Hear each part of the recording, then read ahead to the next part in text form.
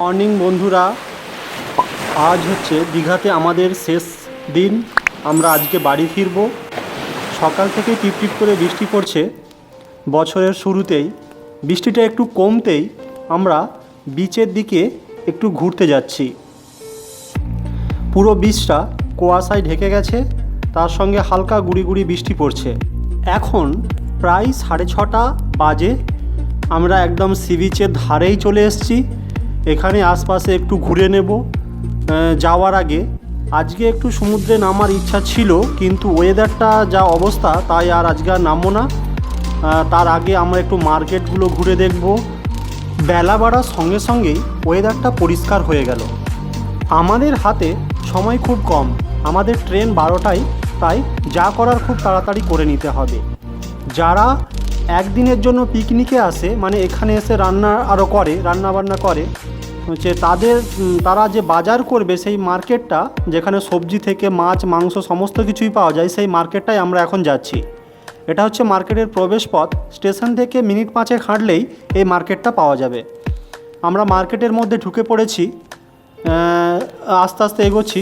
এখানে সমস্ত কিছু, মানে সবজি থেকে আরম্ভ করে আলু, পেঁয়াজ, ফুলকপি, বাঁধাকপি, মানে যা সবজি থেকে আরম্ভ করে সমস্ত কিছুই পাওয়া যায় এই মার্কেটে, এবং দামগুলো খুবই ন্যায্য মূল্যের, খুব একটা বেশি নয়। এই যে ডান দিকে যে গলিটা আছে, ওই ডান দিকের গলিটায় সমস্ত রকমের মাংস পাওয়া যায়। খাসি মাংস থেকে মুরগ মাংস থেকে সমস্ত কিছুই পাওয়া যায়।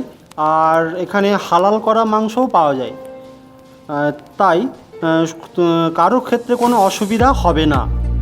এছাড়াও এখানে খাবার প্লেট থেকে আরম্ভ করে মুড়ি, সমস্ত কিছুই পাওয়া যায় এই মার্কেটের মধ্যেই।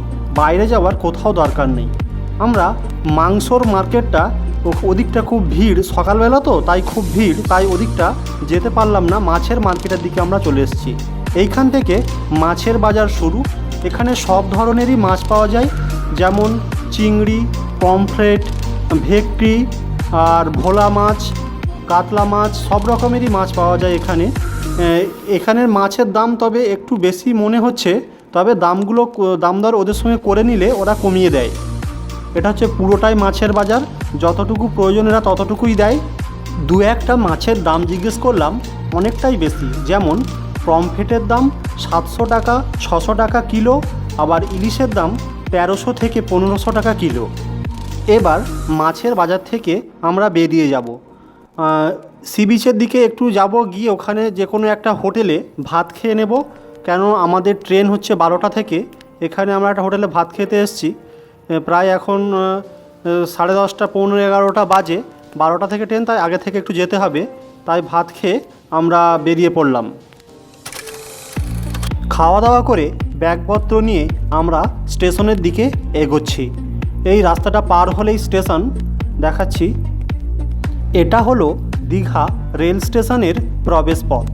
আমরা ধীরে ধীরে স্টেশনের দিকে এগিয়ে যাচ্ছি।